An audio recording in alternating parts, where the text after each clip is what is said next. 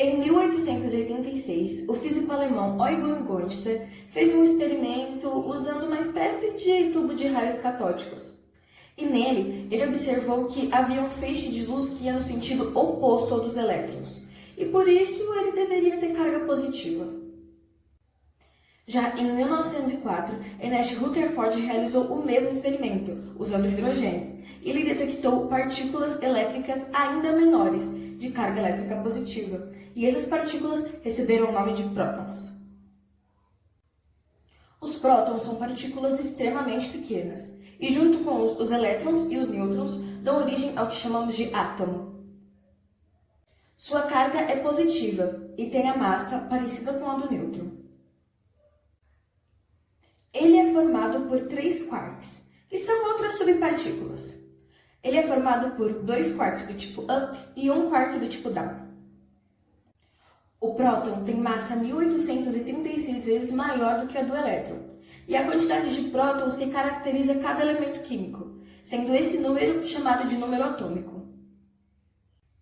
Os prótons, junto dos nêutrons, se localizam no centro do átomo, no núcleo, e apesar dele parecer bem pequeno, é lá que se localiza a maior parte da massa do átomo. Na época da sua descoberta, acreditávamos que o próton era uma partícula elementar. Entretanto, hoje em dia sabemos que isso não é mais verdade. Portanto, ele não entra no modelo padrão de partículas. Mas o que é o modelo padrão de partículas?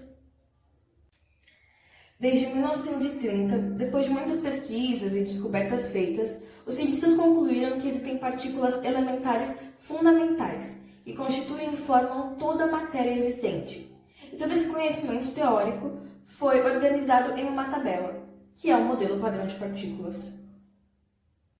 E embora inicialmente o próton tenha sido considerado uma partícula elementar fundamental, hoje em dia sabemos que o próton é formado por quarks, e por isso ele não faz parte do modelo padrão de partículas. Agora que sabemos o que são os prótons, como eles foram descobertos e aonde eles se localizam, vamos falar agora algumas curiosidades. Os prótons e os nêutrons possuem massa de aproximadamente 1 unidade de massa atômica. Uma comissão internacional havia determinado que o raio, ou raio de carga, do próton era de 0,8768 vezes 10 elevado a menos 15 metros. A palavra próton foi criada a partir do grego protos, que significa primeiro. Isso porque o hidrogênio, que contém apenas um próton em seu núcleo, era visto como constituinte de todos os elementos. Os prótons possuem carga elétrica positiva igual a 1,6 vezes 10 elevado a menos 19 coulomb. Quando o átomo perde um elétron, a quantidade de prótons se torna maior. Logo, o átomo se transforma em um cátion.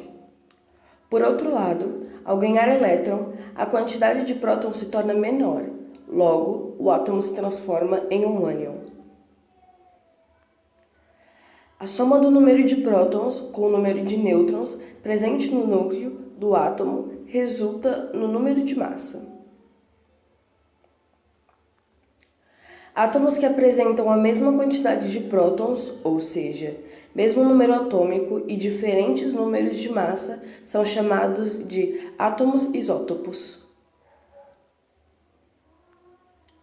O número de prótons no núcleo atômico exerce grande influência sobre o tamanho do átomo, ou seu raio atômico. O átomo que apresenta maior número de prótons exerce maior atração sobre seus elétrons, o que resulta em redução no seu tamanho.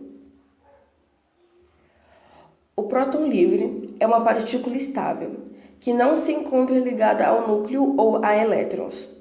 Os prótons livres podem ser encontrados em diversas situações em que as temperaturas ou energias sejam altas o suficiente para permitir que se separem dos elétrons.